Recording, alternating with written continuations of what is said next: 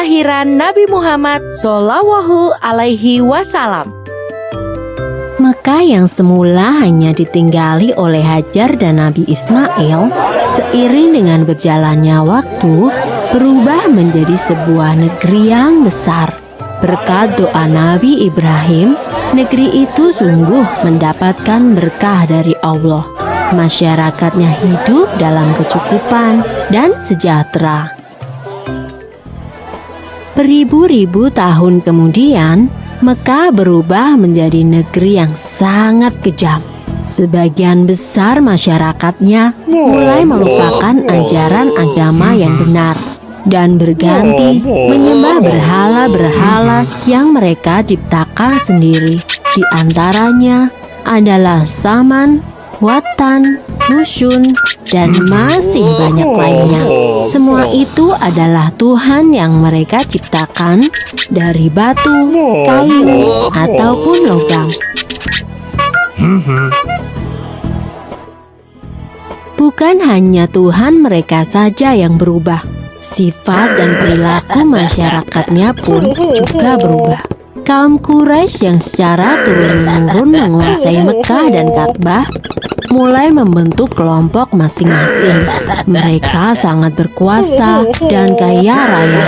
Namun kekayaan itu mereka dapatkan dengan cara yang tidak halal. Merampok, memeras rakyat kecil, berjudi, curang dalam berdagang, dan perbudakan yang sangat kejam. Kaum Quraisy menganggap harta adalah segalanya. Bagi yang memiliki harta paling banyak, dialah yang akan menjadi pemimpin. Demi mencapai kehormatan dan kedudukan, mereka menghalalkan segala cara. Karena itu pula, mereka seringkali terlibat dalam perselisihan dan kadang-kadang menimbulkan perang antar saudara.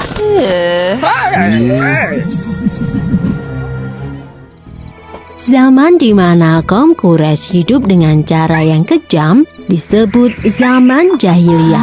Pada zaman itu, ada seorang wanita soleh bernama Aminah. Suaminya bernama Abdullah.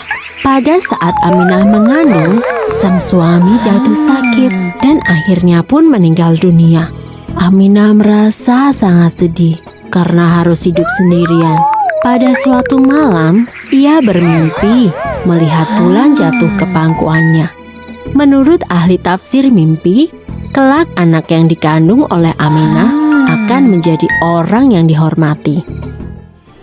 Mekah dan Ka'bah semakin ramai dan berkembang. Orang dari segala penjuru selalu berkunjung ke Mekah untuk beribadah dan juga berdagang. Kemajuan Mekah membuat Abraha, seorang gubernur di Yaman, merasa kesal. Ia telah membuat rumah ibadah yang jauh lebih besar dan lebih megah daripada Ka'bah. Namun, tidak ada satupun orang yang mau beribadah ke Yaman. Abraha lalu memerintahkan agar semua pasukannya bersiap-siap. Mereka akan menyerang Mekah dan menghancurkan Ka'bah. Abraha dan pasukan bergajahnya menyerbu Mekah dengan penuh kesombongan. Ketika ia akan menghancurkan Ka'bah, tiba-tiba datang ribuan burung ababil. Burung-burung itu membawa batu-batu berapi dari neraka. Kemudian batu-batu itu dilemparkan ke arah pasukan gajah Abraha. Dalam sekejap mata, pasukan Abraha berhasil dikalahkan dan Ka'bah pun dapat diselamatkan. Tahun itu kemudian disebut dengan Tahun Gajah. Pada Tahun Gajah itu pula, Aminah melahirkan putranya. Ia memberikan nama Muhammad, sebuah nama yang tidak lazim untuk anak-anak kaum Quraisy. Ialah Nabi Muhammad, nabi terakhir yang diutus oleh Allah. Ia dilahirkan pada hari Senin, 12 Rabiul Awal, Tahun Gajah. Selesai. Sumber dalam Al-Quran terdapat dalam surat Al-Fil ayat 1-5 yang artinya, apakah kamu tidak memperhatikan bagaimana Tuhanmu telah bertindak terhadap tentara bergajah? Bukankah dia telah menjadikan tipu daya mereka untuk menghancurkan Ka'bah itu sia-sia? Dan dia mengirimkan kepada mereka burung yang berbondong-bondong, yang melempari mereka dengan batu berasal dari tanah yang terbakar. Lalu dia menjadikan mereka seperti daun-daun yang dimakan ulat.